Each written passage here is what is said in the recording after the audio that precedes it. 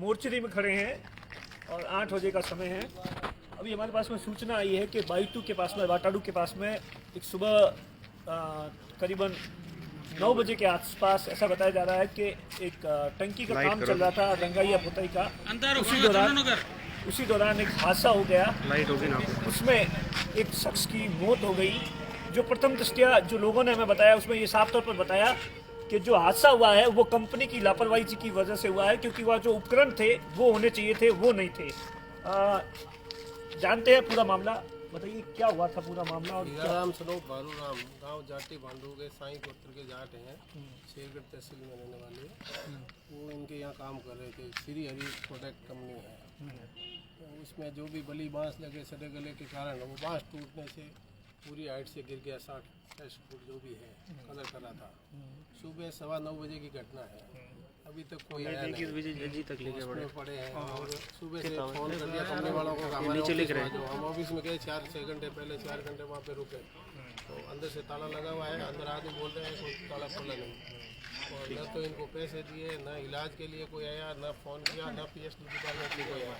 तो वहाँ कुछ सुरक्षा उपकरण थे? कुछ नहीं, हम जाके आए शायद। तो फिर जब ये हादसा हो गया तो उसके बाद कंपनी वाले उसको वहाँ ले गए या गाँव वाले? कोई नहीं, गांव पड़ोसी है कोई जानी जात के लड़के 2-3, वो अपनी गाड़ी से ले गए। उन्होंने ही फोन किया कंपनी वालों को। हाँ। क्या कुछ पैसे दे, वो वहाँ लगेंगे, क्या करेंगे, हमारे पास कुछ नहीं है भैया, मरते रहते हैं, हम क्या करें इसमें। अच्छा, ऐसी भाषा बोली। वो बेचारे, उनका एहसान है हमारे ऊपर, वो लेके आए हमारे आदमी को यहाँ। फिर उनको कहाँ लाया गया? अस्पताल में? कौन सी अस्पताल में? बाड़मेर सरकारी में ही लाए गए। अच्छा, फिर यहाँ लाने के दौरान किस तरीके से डेथ हो गई या यहाँ पहुँचने से पहले ही डेथ हो गई थी? जी उम्मीदवार, हमने क्या बताया गया, पूरी क्या जानकारी है? वहाँ से हॉस्पिटल में बाड़मेर के लिए ला रहे थे, रास्ते में ही डेथ हो चुकी थी। और यहाँ पहुँचने के बाद में मोर्चरी में और परिजनों ने कंपनी अधिकारियों और डिपार्टमेंट के अधिकारियों से बात करने की कोशिश की, लेकिन उन्होंने कोई संतोषजनक जवाब नहीं दिया। और प्रथम दृष्टया में ये लग रहा है कि जो भी ये घटना हुई है कंपनी की लापरवाही से हुई है, कॉन्ट्रैक्टर की भयंकर लापरवाही है।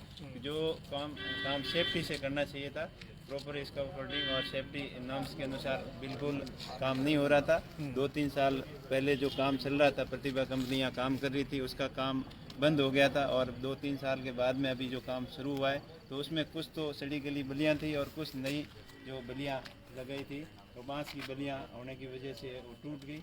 वैसे सेफ्टी नॉर्म्स के अनुसार वहाँ पे लोहे की पाइप से प्रॉपर इसका फोल्डिंग करके बढ़िया सा काम करना चाहिए। चलो ठीक है, उपकरण नहीं थे, लेकिन उसके बाद में 12 घंटे बाद में भी कंपनी वाले नहीं आए, ये मतलब थोड़ा सा कंपनी वालों का ये एटीट्यूड है कि अपने ऊपर अपने ऊपरी पहुंच से, राज की पहुंच से उस मामले को दबाने की कोशिश कर रहे हैं ठेकेदार। और उन्होंने कोई संतोषजनक परिजनों के साथ बात की नहीं। ये गए भी थे उनके ऑफिस से। अच्छा, ये पीड़ित परिवार से है, जो कि आप कहाँ से आया और आपको कब पता चला? हमारे को 12 बजे लगभग फोन है। परिजन इसी ने जो यहाँ हॉस्पिटल लाइन, उस लोगों ने हमारे फोन, कंपनी की तरफ हमारे पास कोई फोन नहीं है। नहीं अभी तक मेरी कुछ सुनी नहीं, अभी कोई बात ही कर दिया हमारे साथ में है जी।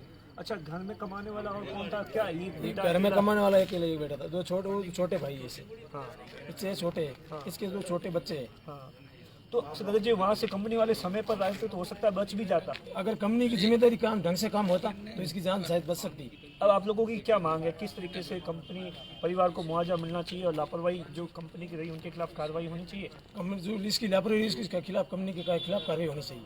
ये कहाँ का रहने वाला है? ये जाटी भांडू शेरगढ़ तहसील के निवासी है। अच्छा, तो आप लोग अभी कब पहुँचे यहाँ पर? अभी हम 15-20 मिनट हुए। अच्छा, आप देखिए कि आरएलपी के नेता भी पहुँचे हैं। अच्छा सर, बताइए क्या हुआ था?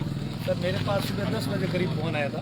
मैं ये बाड़मेर जिले का लास्ट ग्राम पंचायत बलूक जाती है, उसके वहाँ इसका गांव शुरू होता था जाटी भांडू का ये निवासी है, जो मेरे गांव का एक मालाराम का भी इनके साथ में काम करता है।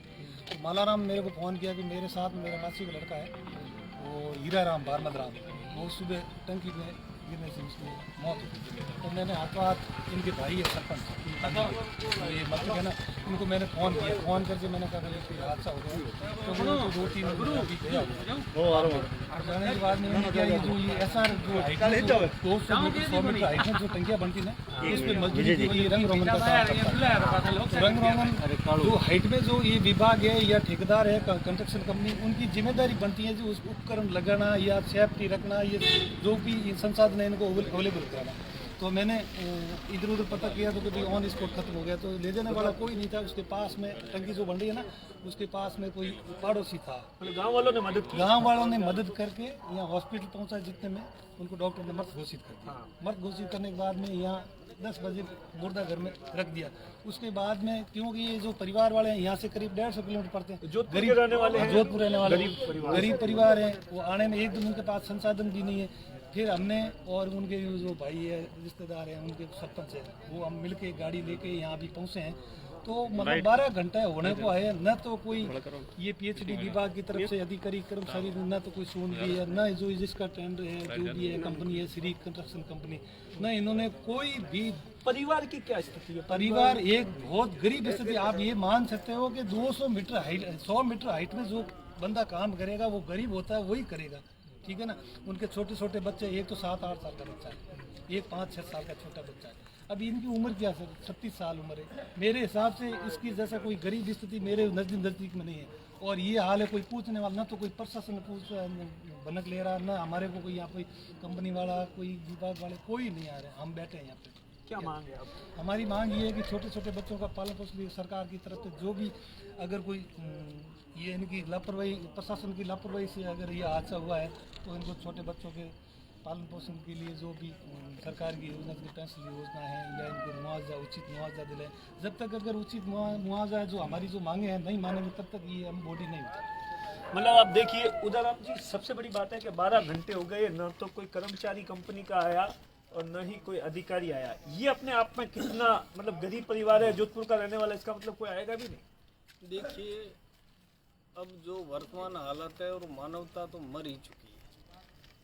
अब जब इस तरीके का हादसा होता है और हादसे के बाद में भी कोई भी उस संबंधित फर्म का व्यक्ति या जो PhD विभाग से जानकारी उनको होने के बाद में भी नहीं आना, ये दुर्भाग्यपूर्ण है और ये मानवता को शर्मसार करने का विषय है। और ऐसी स्थिति में ये परिजन हैं, इन परिजनों से कहने के बाद में भी, सूचना करने के बाद में भी अब तक कोई व्यक्ति यहाँ नहीं आना, ये एक अपने आप में बड़ा।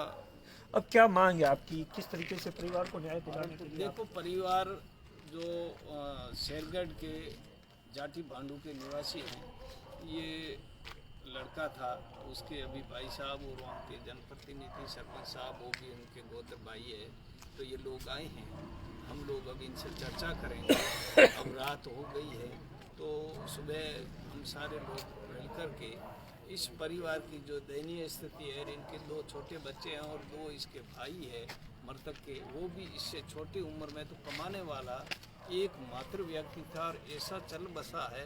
तो उस परिवार को हम जितना भी कानूनी दायरे में, जितना भी कंपनी से, प्रशासन से, शासन से जो भी हम लोगों की जितनी भी मदद होगी, वो हम निश्चित तौर से इनके लिए हम सहयोग करेंगे और सहयोग करके इस परिवार को ज़्यादा से ज़्यादा राहत कैसे मिले, वो पूरा हम प्रयास करेंगे। मीडिया बंधुओं से निवेदन है कि इस गरीब परिवार को न्याय दिलाए, क्योंकि प्रशासन तो आंख मूंद के बैठे हैं। अभी प्रशासन से कोई बात हुई किसी से? अधिकारी कोई अधिकारी कोई एक्शन वगैरह वो कह रहे हैं, उनको जो भी पैसे वैसे लेके बैठ के रपा दपा कर दो। ये गरीब आदमी भी साथ में ये JK कस्बा है, PhD के जो जोधपुर डिवीजन के चीफ हैं, उनके अंडर में काम हो रहा है। उनसे बात करने की कई बार कोशिश की, लेकिन वो फोन भी पिक नहीं कर रहे। मतलब आप देखिए कितनी बड़ी विडम्बना है।